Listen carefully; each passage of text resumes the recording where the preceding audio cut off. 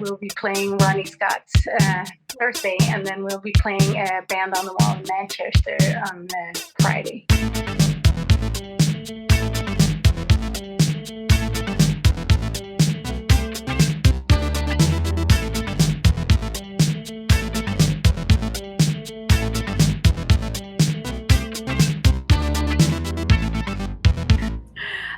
Hi everyone, welcome to the PPUK Podcast. You are back with a very special episode. Once again, we have an incredible guest joining us. In my opinion, my favorite bass player of all time. We have the incredible Ida Nielsen. Thank you for having me. Ida is currently on tour around Europe and the UK, so we thought this would be a great opportunity to get her onto the podcast, talk about the dates, about her career, and see if we can get some juicy information about some of those beautiful bass licks. So, Ida, I wanted to ask you about your tour so far, because I know you've been doing some other dates around the country. How do those dates normally compare to the UK? It's actually the fall tour we're going on is the first shows of the fall tour is actually in the UK, and I haven't played the UK I think since 2017. So we're very excited to come back and meet the UK people, because and also it's it's a little special for me because we played there a lot with Prince too, and I know a lot of people, so it's That's actually the perfect kind of segue there, because I think so many people listening, and I know myself and Lee attended so many of those Prince hit and run shows in the UK. I attended 3 of them. So what was some of your memories of the London crowd and that hit and run experience? Because I know like that whole tour is really close to a lot of fans' hearts. Yeah, I mean, it was great. It was it was just such a crazy cool setup with nobody knew when we were going to play. We didn't know when we were going to play. It was like the audience didn't, and then it was quickly announced, and I just think it was very beautiful, and the way people would line up outside the venues to get tickets, and it just created a very great buzz, but also like a super Yeah, I completely agree. Between the audience too, and also the fact, I remember we had some of the shows, we had the audience attend the sound checks too, and it was just it was a way to connect with the audience in a different way, also because we played like smaller places than normally, so it was really there was a lot more of a connecting vibe in it, so yeah, I have very good memories of London, especially, but UK actually. I love that point you made, because I feel like it was the same for fans. Like so much of the community that I'm now a part of, and now some of the people I call my closest friends, I got to know in those queues waiting outside those venues. So it very much had the same effect on the fans as well. I wanted to ask about your journey into music and your bass playing. Was it bass that you picked up initially? How did you become the musician that you are today? Was it another instrument? How old were you? Did it come naturally? I have so many questions about that. Yeah, that's a very long story, but I'll try to make it shorter. I was very lucky. When I was around 7, I moved with my mom to the countryside in Denmark, and I attended a tiny little school in a village, and there was a super enthusiastic music teacher there who really opened up my passion for music, because but bass was not my first instrument. I wouldn't say I studied because I was a kid, but I learned piano as a kid. But then, but we had a lot of after school activities like the choir, and at some point we got a drum kit and an electric bass at the school, and everybody who wanted to got a chance to try. But I actually preferred the drums. it was not until later I switched to the bass, and it was really a coincidence. It was one of the girls in the choir I was singing in was the background singer in the band, and they needed a bass player for a concert. And I was 16 at the time, and I knew, I tried the bass. I knew like the name of the strings and 3 notes, but that was it. I couldn't really play, but I was like, yeah, sure, why not? I'll give it a go. And then, you know, it's not hard or anything. But then we played, and I decided to myself I didn't particularly like to play bass. But then at the concert, there was another band. There was a band of these young guys who were playing funk, and they made their own, like they made a version of funk anyway. And the bass player was just going in. He was slapping. I was like, oh, that's amazing. I want to do that. And then I, you know, started to see that there was maybe like other possibilities with the instrument. And then, you know, that's how it started. And I started to get classes, and yeah, it's a long story, but you know, it was, I you know, growing up, I didn't think I was going to become a bass player at all. It was not, but then it's just like, it just spoke to me, the music, especially funk music. It's just, I just love it.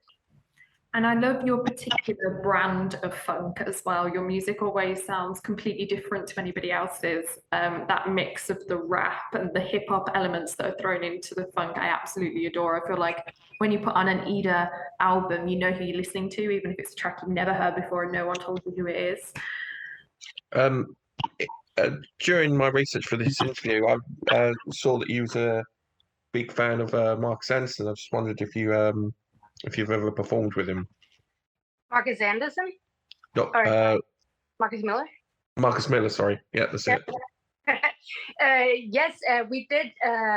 Like we had a double bill once, but we didn't perform together. But we performed back to back. I was opening for him on one gig. But yeah, he's well, I have many, but he's one of my musical heroes for sure. Yeah, because he recently performed at Ronnie Scott's as well, which you're performing at on Thursday. What can people expect from this tour? Well, we're gonna drop some funk, that's for sure. So I've, you know, as I mentioned before, it's I haven't been in the UK since 2017. So I feel like my band and me evolved since then. So I'm looking very much forward to come back with some new music, and it's just, but basically it's just going to be straight up funk. That should be what should be put on the poster, straight up funk. And yeah, so that's it. But of course, with like little snippets of other stuff, and yeah, I think to me it's special. We're gonna play Ronnie Scott's, and I played Ronnie Scott's with Prince, and so it's you know, it's and it's so long since I've been in London and in the UK, so it's yeah, it's such an iconic venue as well. Ronnie Scott's, great little intimate venue as well, and lots of icons have played there.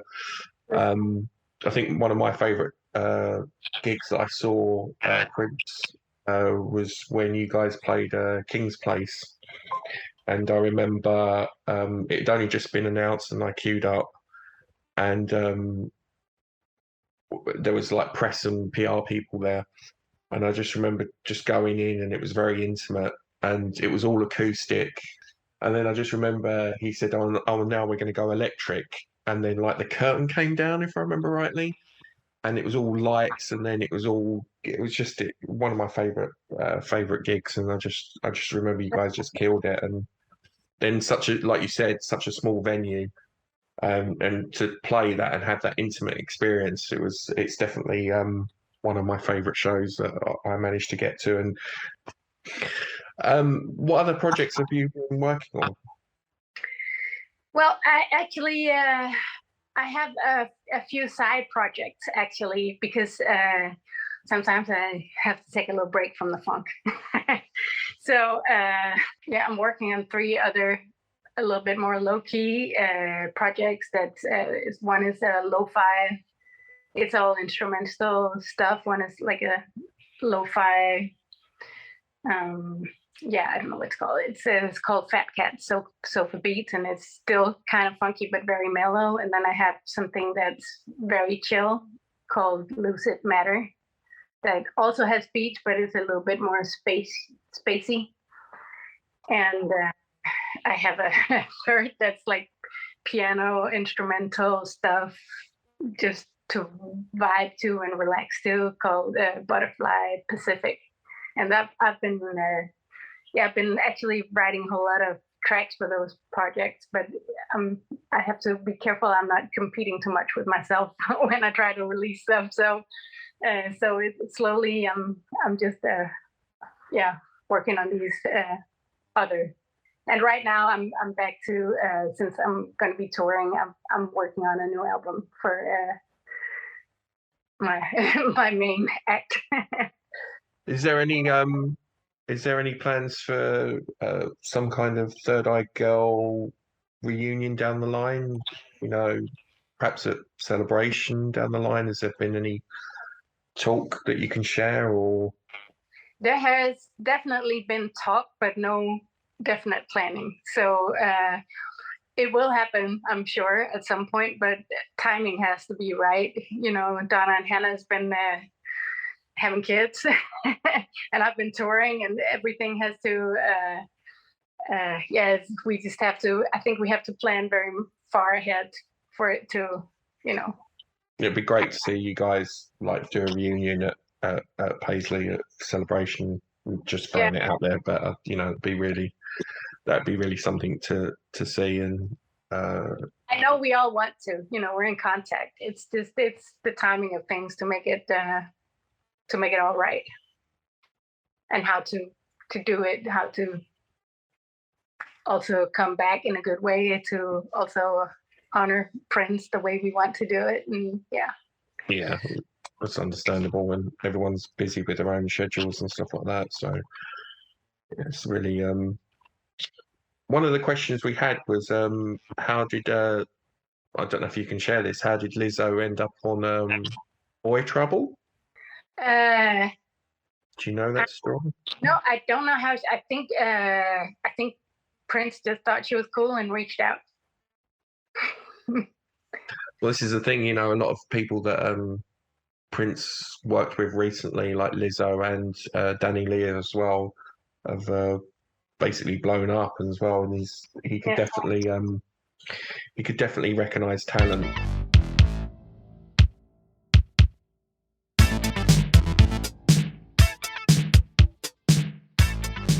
Oh, also, what was it like to perform with MPG? That was my other question. Oh yeah, it was great.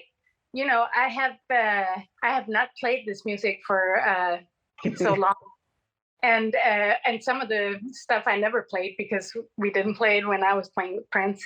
So, but basically, it was a vitamin injection for me too, because it made me. You know, it had a bit of the vibe. Everybody played so great, and it was like, you know, I just remembered lots of things just by playing that style of music, playing it with people who knows how to play it, and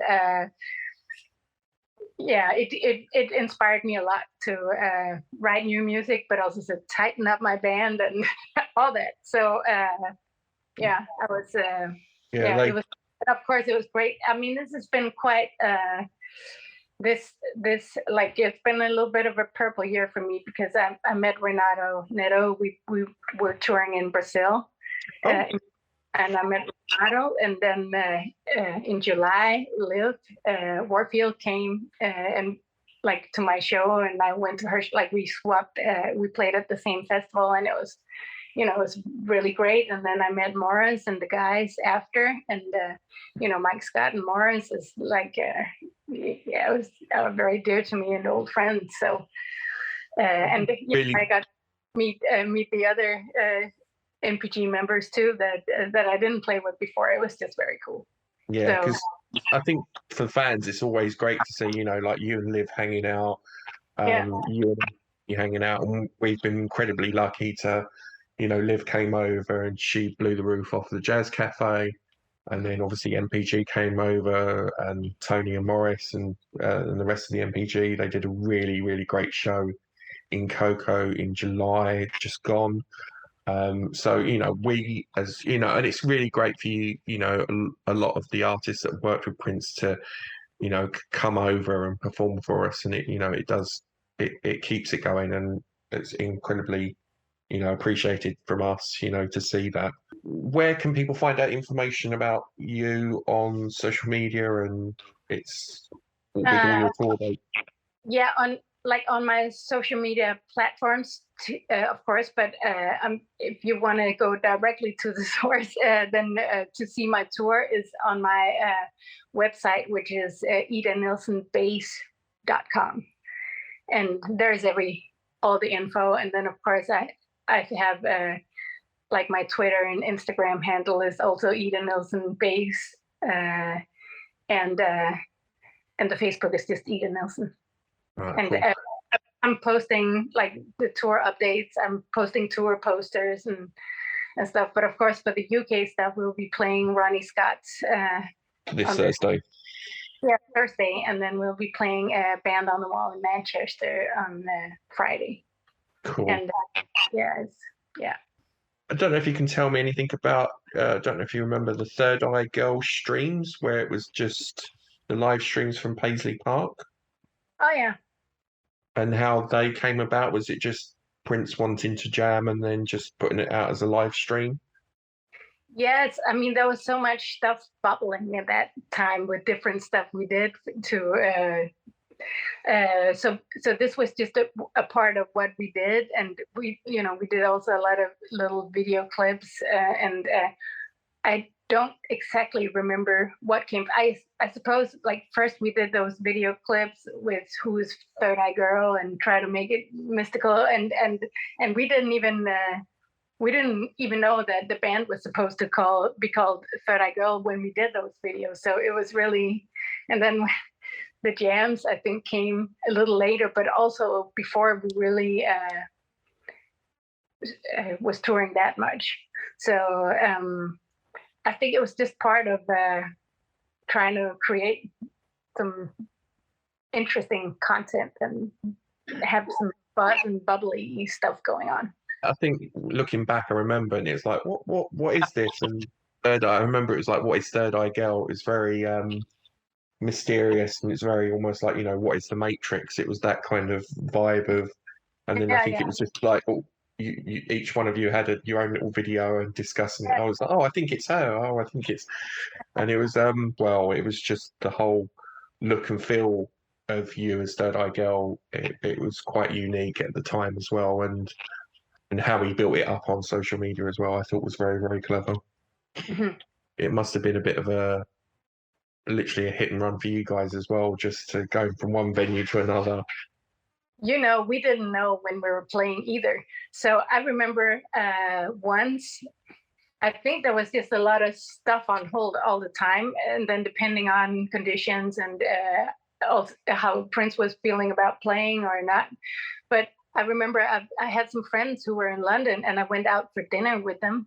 And I just arrived at the dinner, and I got a text saying, "We're playing tonight. Get here as soon as you can." So I had to go back to the hotel. And then it turned out we were not playing. So I went back so it was really, it was very short crazy for you as much as it was for the fans. Yeah.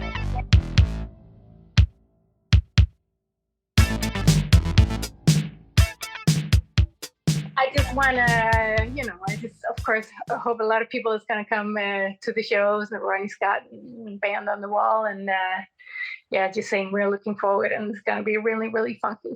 That's a promise.